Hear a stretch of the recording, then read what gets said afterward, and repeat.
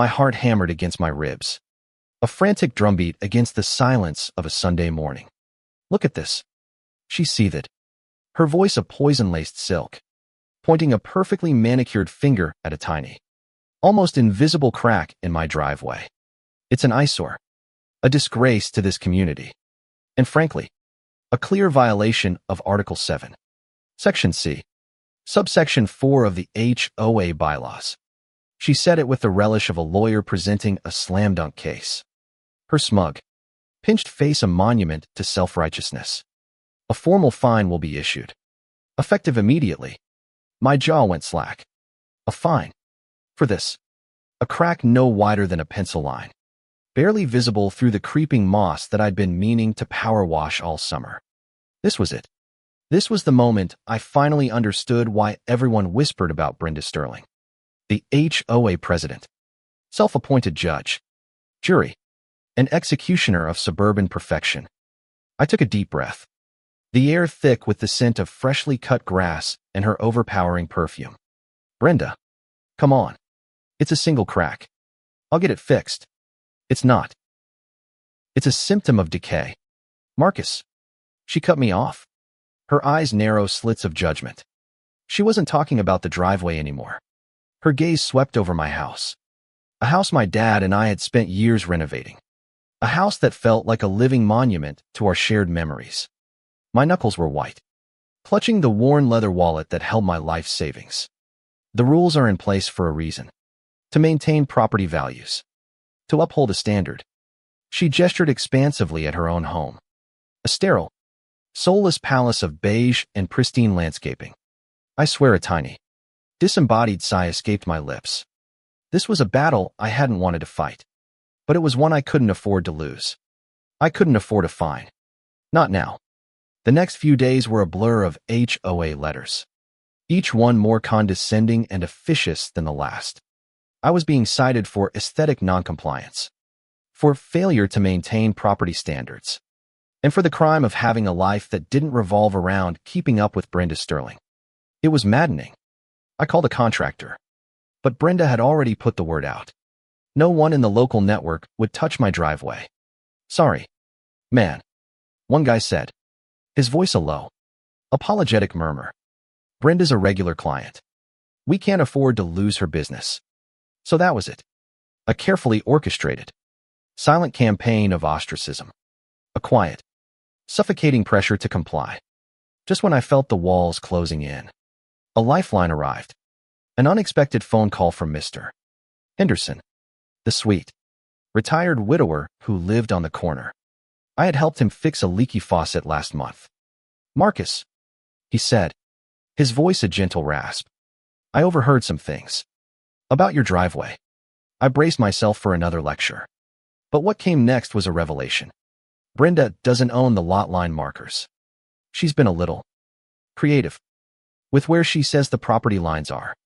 He explained it calmly, like he was telling me the weather. He had a map, he said, a real one from the county registrar's office. He had watched her, one evening, furtively moving the little metal pins that marked the boundaries of our yards. My mind raced. The driveway. A small, forgotten patch of land between our two houses. A strip of concrete that had always felt like no man's land. What if it wasn't mine? What if it wasn't even hers? I couldn't sleep that night. My heart was a jackhammer again. But this time it was fueled by a fierce, burning hope, not fear. The next morning, armed with a fresh cup of coffee and the county registrar's map that Mr. Henderson had so graciously provided, I found Brenda on her porch, her face a triumphant mask. A tow truck was idling at the curb, and a man with a clipboard was standing next to it, pointing at my car. He was about to tow it. This was a new low, even for her. What is this? I demanded, my voice low and shaking. You can't be serious. Oh, but I am. Marcus, this is for prolonged noncompliance. Your car is illegally parked on community property, which you have failed to maintain.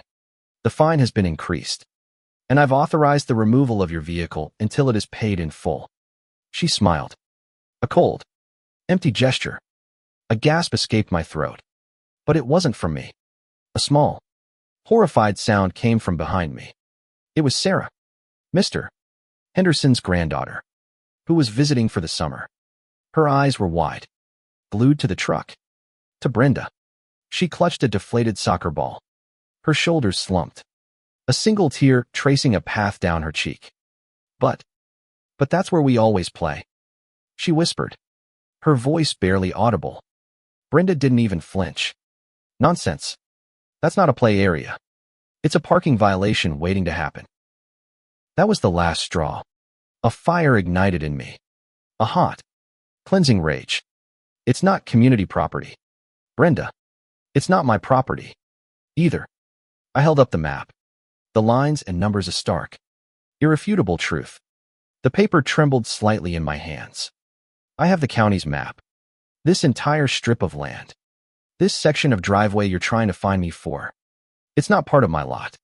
It's not part of yours. It's an unallocated strip of land. An easement. It doesn't belong to either of us. It doesn't belong to the HOA. It belongs to the county. The words hung in the air. A physical weight. The tow truck driver lowered his clipboard. His eyebrows were raised. A slow, dawning comprehension spreading across his face. Brenda's triumphant smile faltered, then dissolved completely, replaced by a look of panicked confusion. That's impossible. I have the plat map. I know where the lines are. She stammered, her voice losing its icy certainty. Do you? I asked, my voice now calm. Steady. Did you? Maybe. Move the little stakes a few feet closer to my house. I looked directly into her eyes, and she recoiled, the color draining from her face. I had hit a nerve. A raw, exposed nerve. The truth, ugly and undeniable, was out. Mr. Henderson emerged from his porch, a small, knowing smile on his face. Brenda, he said kindly, I believe I saw you with a shovel out there last week. Must have been a lot of work. The tow truck driver couldn't contain a smirk. The dam broke. The facade of control and authority she had so carefully constructed crumbled before our eyes. She was no longer the all-powerful HOA president, but just a woman who had tried to take advantage of her neighbor, who had been caught red-handed. The confrontation wasn't over. It was about to get truly messy. I called the HOA board. The real one. The one that met once a month in a dusty community center. I laid out the evidence. The map. Mr. Henderson's testimony. I even had Sarah, tears still fresh on her cheeks, explain how Brenda had told her she couldn't play on that ugly patch of dirt anymore. The collective gasp from the other board members was a sound I'll never forget. The meeting was a train wreck for Brenda. She tried to deny everything, to deflect, to accuse me of slander. But the evidence was overwhelming, and the other board members were tired of her tyranny. The fines were rescinded. Her presidency was revoked. But the most crushing blow, the true twist, came not from me, but from Mr. Henderson. He had been quietly working behind the scenes.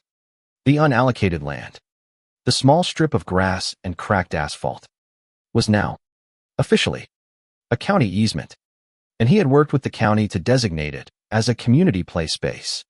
A small, official sign was installed a week later, declaring the area a public space for all residents.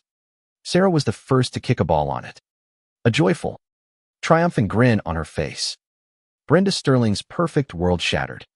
The whispers around the neighborhood weren't about my driveway anymore, but about her arrogance, her lies, her stunning fall from grace. She was seen less and less, a ghost haunting her own pristine, beige prison. Was I right to expose her so publicly? Was she truly a villain, or just a deeply flawed woman who had lost her way? The line between enforcing rules and abusing power is often blurred. How do you see it? And where would you draw the line?